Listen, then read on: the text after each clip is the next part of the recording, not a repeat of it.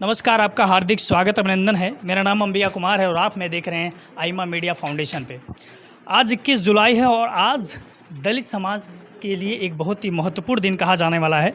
और 21वीं सदी में एक जो कह सकते हैं कि जो युग है और ये दलित समाज का जो कह सकते हैं कि ये युग आने वाला है। और आए भी क्यों ना, क्योंकि ये कुछ परिस्थितियाँ उस दौर में कुछ और थी और इस दौर में कुछ और हैं। एक ऐसा लड़का जो निकला एक छोटे से ग्रामीण क्षेत्र जिसे आज तक कोई जानता नहीं था, धीरे धीरे उसने अपने समाज के लिए लड़ना शुरू किया और लड़ते लड़ते एक ऐसी संगठन का निर्माण किया जिसका नाम है भीम आर्मी। और आज ही 21 जुलाई को भीम आर्मी का कह सकते हैं कि वो स्थापना दिवस है। और जिस लड़के का नाम मैं कह रहा हूँ, उस लड़का आज कोई लड़का नहीं है, कोई आम लड़का नहीं है। वो आजकल कह सकते हैं कि चंद्रशेखर आज़ाद भीम आर्मी संस्थापक के कह सकते हैं ग्रामीण स्तर की आजकल जो बैठकें चल रही हैं और उनके कुछ पदाधिकारी हैं और आज उनका कोई नाम पहचान की कोई मोहताज नहीं है और पूरी दुनिया आजकल पूरी दुनिया उनको जान रही है। गिनीज वर्ल्ड बुक में उनका नाम भी दर्ज हो चुका है। तो आइए आज उनके कुछ पदाधिकारियों से उनसे बातचीत करते हैं और इस जो छोटी सी कह सकते हैं कि जनसभा है एक तरह से ग्रामीण लेवल की, और इस ग्राम सभा इस जो छोटा सा जो ये चौपाल है इसका क्या उद्देश्य है, क्योंकि आज जो स्थापना दिवस भी है। तो आइए थोड़ा उनके पदाधिकारियों से बातचीत भी करते हैं और इस सभा का क्या उद्देश्य है इस पर भी थोड़ा सा चर्चा करने का प्रयास करते हैं। आइए। नमस्कार। जय भीम। सबसे पहले आप अपना परिचय दीजिए और आज का जो दिन है वो दलित समाज के लिए कितना महत्वपूर्ण है इसके बारे में आप थोड़ा सा प्रकाश डालिए। मैं एडवोकेट शेषनाथ राव, भीम आर्मी जिला अध्यक्ष आजमगढ़। आज का दिन हम लोगों के लिए बहुजन समाज में जन्मे सभी संतों, गुरुओं, महापुरुषों का जो बलिदान हम लोगों के प्रति रहा है और चंद्रशेखर भाई ने जिस तरह से हमारे समाज को दबते हुए समाज को फिर से ऊपर लाने का काम किया है। आज वो भीम आर्मी का स्थापना दिवस है, 9वां स्थापना दिवस है। और इसी में हमारे राष्ट्रीय अध्यक्ष विनय रतन सिंह जी का फरमान जारी हुआ था कि आप भीम आर्मी आज़ाद समाज पार्टी गांव में जाकर लोगों को संगठन से जोड़ने का और पार्टी से जोड़ने का काम करेंगे। अच्छा, जो पहले एक वक्त था, आज के दौर मान लीजिए वो सांसद हो चुके, पार्लियामेंट में पहुंच चुके हैं और जिस प्रकार से उन्होंने एंग्री यंग में अपना जो संविधान लेते शपथ ग्रहण के बाद जैसे वापस आ रहे थे, एक टिप्पणी आई वहाँ से कि पूरा भाषण ही देंगे क्या। तो जो भाषण जो रिप्लाई उन्होंने किया था, मैं सोच रहा हूँ आपके मुझे सुनना चाह रहा हूँ उन्होंने क्या रिप्लाई किया था। भाई ने वो तो जय भीम का, जय संविधान, जय जौहर का नारा देते हुए उसने कहा। तो वहाँ के कुछ जो विपक्षी लोग थे वो कहें क्या आज पूरा पढ़ ही देंगे क्या संविधान। तो कहें हम तो आए यही बोलने के लिए, आपको सुनना पड़ेगा और बोलेंगे। तो जिस तरह से भाई ने बाहर पार्लियामेंट से पहले जब चुनाव नहीं जीते थे, जो उनका रवैया था, जो बोलने का तरीका था, वो तरीका वास्तव में देखने को मिला हमको पार्लियामेंट में।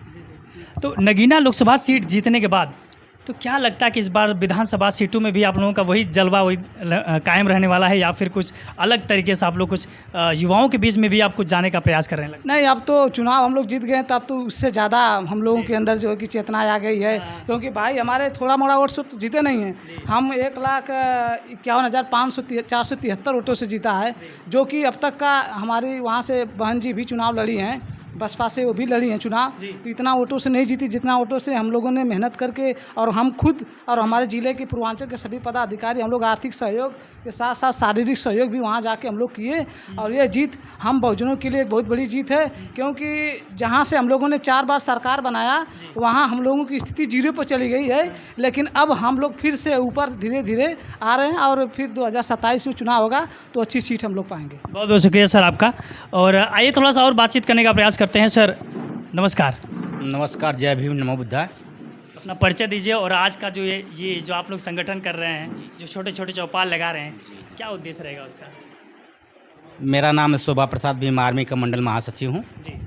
आज हम लोग के भीम आर्मी के स्थापना दिवस में हम लोग गांव-गांव में चल के लोगों को जोड़ने का काम कर रहे हैं और संगठन के नीतियों और विश्वास दिलाने का काम करते हैं कि हम लोग दुख सुख में खड़े रहेंगे। अब जब भी ज़रूरत पड़ेगी आप बुलाएंगे, हम आप लोग के दुख सुख में खड़े रहेंगे। भीम आर्मी तो वैसे भी आजकल बहुत एक्टिव रही है, सोशल मीडिया से लेकर के पूरा मीडिया इंटरनेशनल कवर कर रहा है उसको। तो क्या लगता है कि भाई अब कुछ विस्तार करने में विचार कर रहे हैं लगता है? लोकसभा में जाने के बाद जब उनसे पूछा गया, एक व्यक्ति पूछते कि शपथ के दौरान में पूरा भाषण दे देंगे क्या, उसने कहा कि मैं आया हूँ इस लोकसभा में सुनाने खातिर, सुनने का आर्डर डाल लो।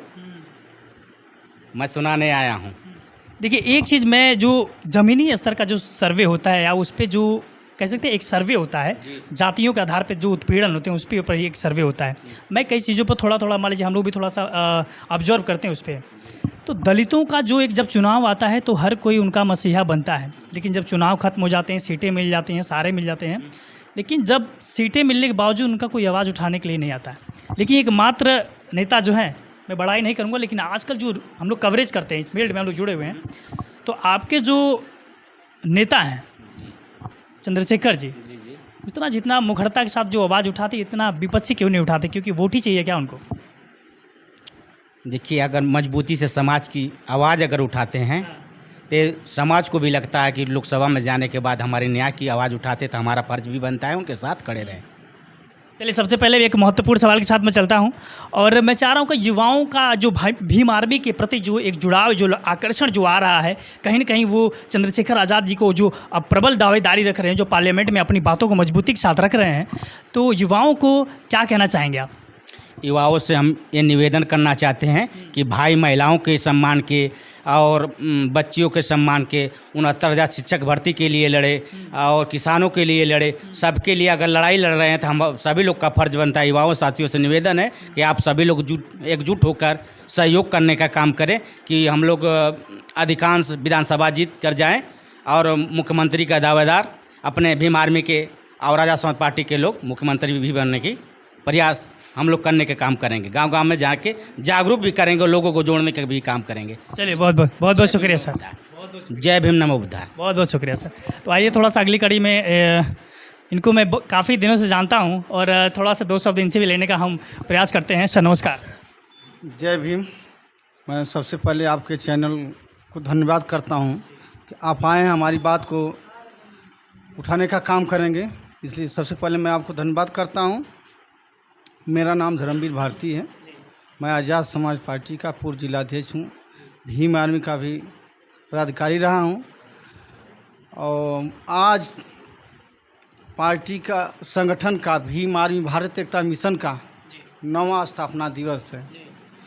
तो भीम आर्मी के बारे में किसी को बताने की ज़रूरत नहीं है, आप तो जानते हैं कि भीम आर्मी एक नाम नहीं है, एक आंदोलन है।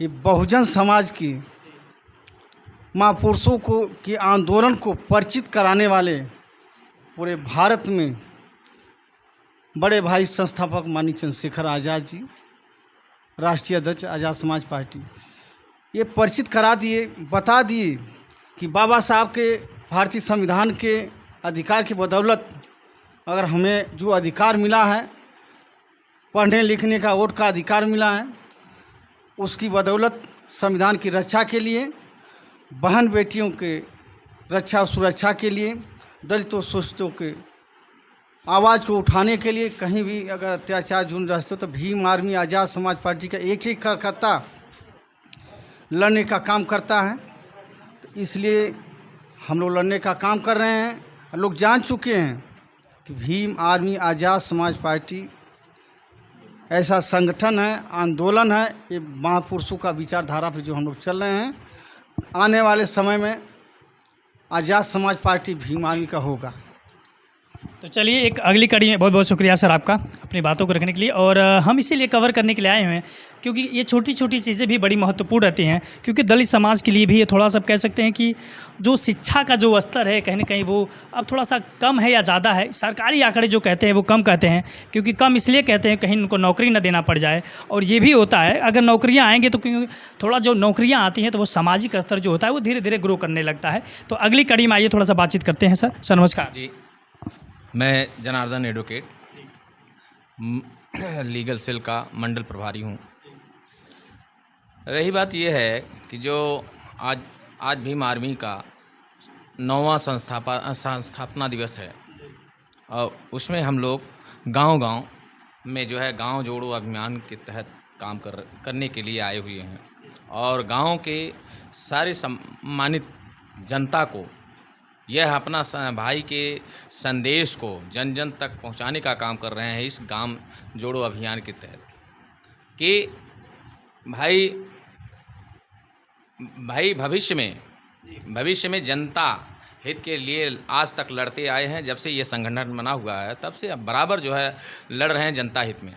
ऐसा बहुत से लोगों ने कहा कि जो है कि ये भाजपा के एजेंट हैं, बी टीम है, सी टीम है, बहुत कुछ हम लोगों को कभी कभी अफवाहें भी उड़ जाती हैं कि चंद्रशेखर जी बीजेपी के लिए कार्य करते हैं वोट बैंक का। लेकिन अभी तक ऐसा कोई प्रमाण कोई दे नहीं पाया कि ऐसा उनके अंदर है या ये उस प्रकार का जो है कृत्य किए।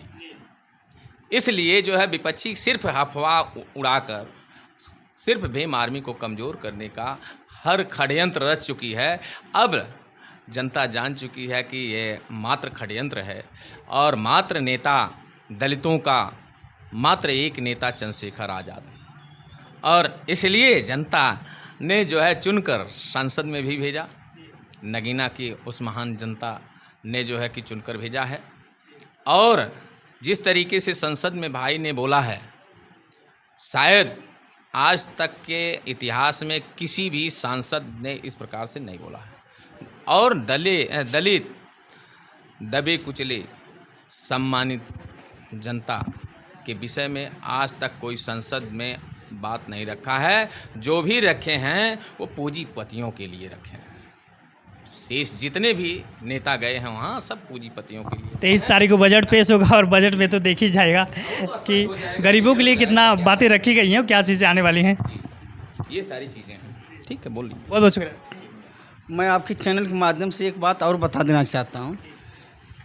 ये हम लोग गांव-गांव संपर्क कर रहे हैं तो बहुजन समाज का जो हम लोग को भाई को हाथों को मजबूत करने के जो आशीर्वाद मिल रहा है, इससे महसूस हो रहा है कि 2027 जो चुनाव होगा विधानसभा का, मैं बता देना चाहता हूँ कि सरकार बनेगी तो आज़ाद समाज पार्टी की सरकार बनेगी, और नहीं तो बिना आज़ाद समाज पार्टी की उत्तर प्रदेश में किसी की सरकार नहीं बनेगी। बिना सहयोग लिए, बिना सहयोग लिए, गारंटी है।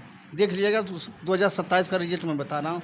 मैं भीम आर्मी का कार्यकर्ता होने का बता रहा हूँ। चलिए बहुत बहुत शुक्रिया सर। कुछ नौजवान युवा साथियों से बातचीत करने का थोड़ा सा हम प्रयास करते हैं। नमस्कार। जय भीम। बताइए। मेरा नाम शुभम सौरभ जाटा है। मैं आज़ाद समाज पार्टी युवा मोर्चा का मंडल अध्यक्ष हूँ आजमगढ़ से। क्या लग रहा है कि अब युवाओं को भी अपनी तरफ आकर्षित करने में आप लोग सफल रहे हैं? देखिए, जितना युवाओं पे बीता है उतना शायद किसी पे बीता नहीं है। नौकरी से लगाए सब चीज़ों पे आप देख रहे हैं, क्योंकि आप भी एक युवा हैं। तो जो युवाओं का आवाज़ उठाते हैं, जो बहुजन समाज का आवाज़ उठाते हैं, मुस्लिम भाइयों का जो आवाज़ लड़ते हैं, जिनकी आवाज़ बने हैं भाई चंद्रशेखर आज़ाद जी, उनका साथ देने के लिए मुझे कोई आपत्ति नहीं है। मैं जीवन भर उनका साथ देने के लिए तैयार हूँ। एक चीज़ मेरे दिमाग में जहन में आ गई, वो बात मैं आपसे कहना चाहूँगा। एडवोकेट साहब हैं जो ये कह सकते हैं कि लॉ LLB, वो जो एक बैचलर डिग्री होती है, अपनी युवाओं के लिए, अपनी जो दलित समाज के युवाओं के लिए उसमें ज़्यादा जाना चाहिए।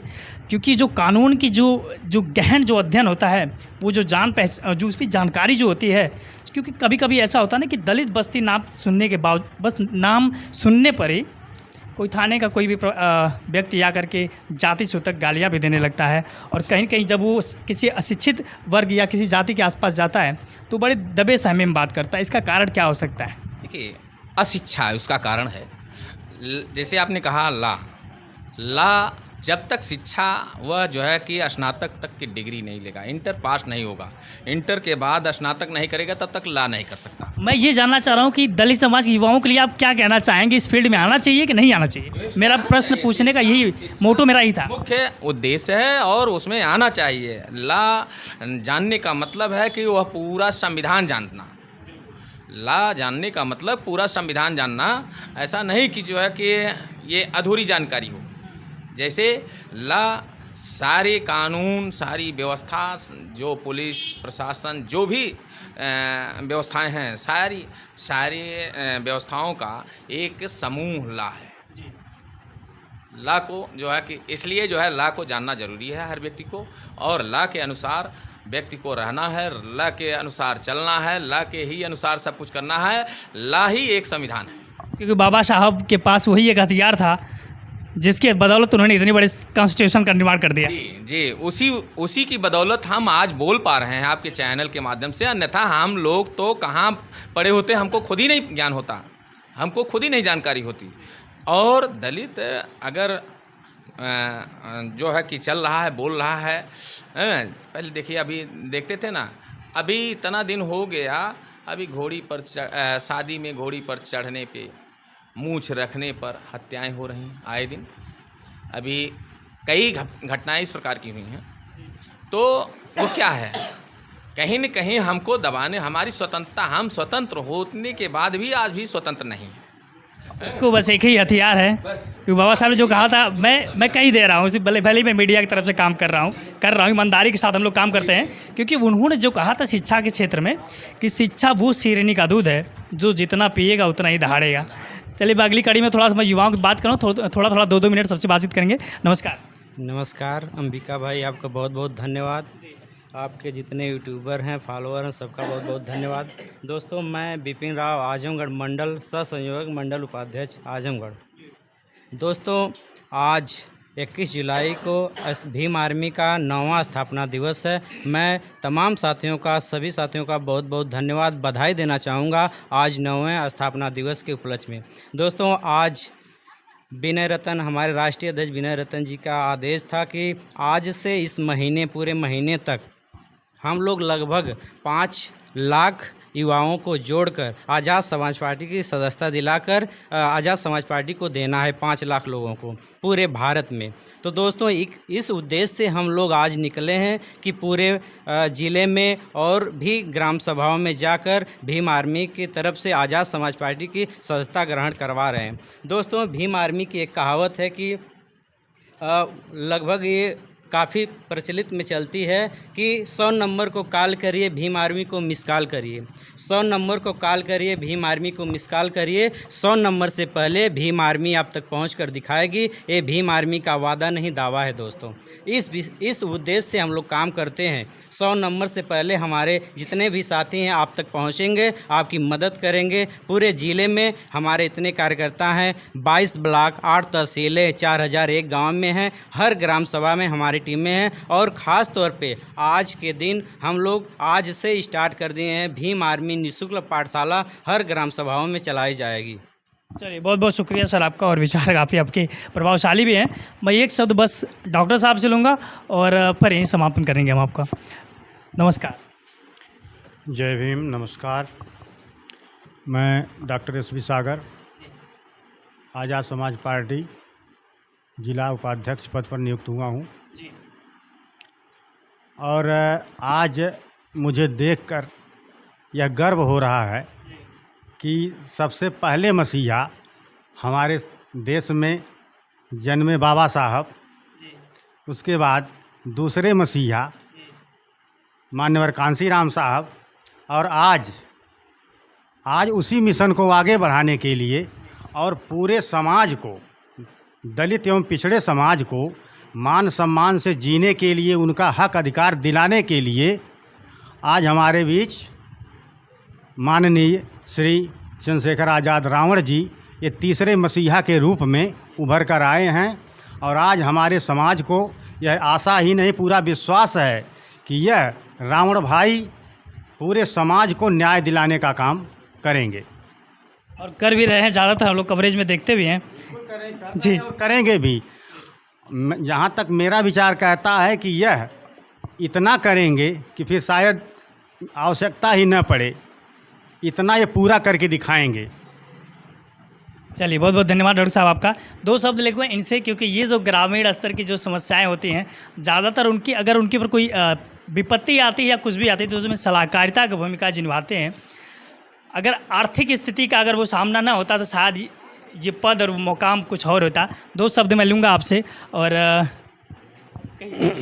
धन्यवाद आपको, चैनल को, और जय भीम, जय भारत।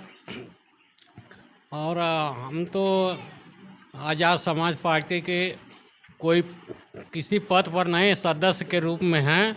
इसके पहले आज तक जब से बहुजन समाज पार्टी का स्थापना हुई तब से हम समझ रहे हैं कि इस गांव के बूथ अध्यक्ष हम ही हैं आज तक।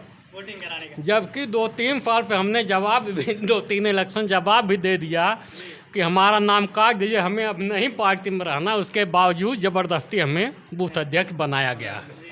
अरे बहुत बड़ी जिम्मेदारी होती है बूथ अध्यक्ष का, वहाँ पे बूथ पोल पे रहना भी। और हम तो अब जो है कि सोच रहे हैं कि आज़ाद समाज पार्टी और भाई चंद्रशेखर आज़ाद रावण के कर्मों को और उनके कामों को जन जन तक पहुंचाना हमारा जो है उद्देश्य रहेगा। चलिए, बहुत बहुत शुक्रिया सर आपका।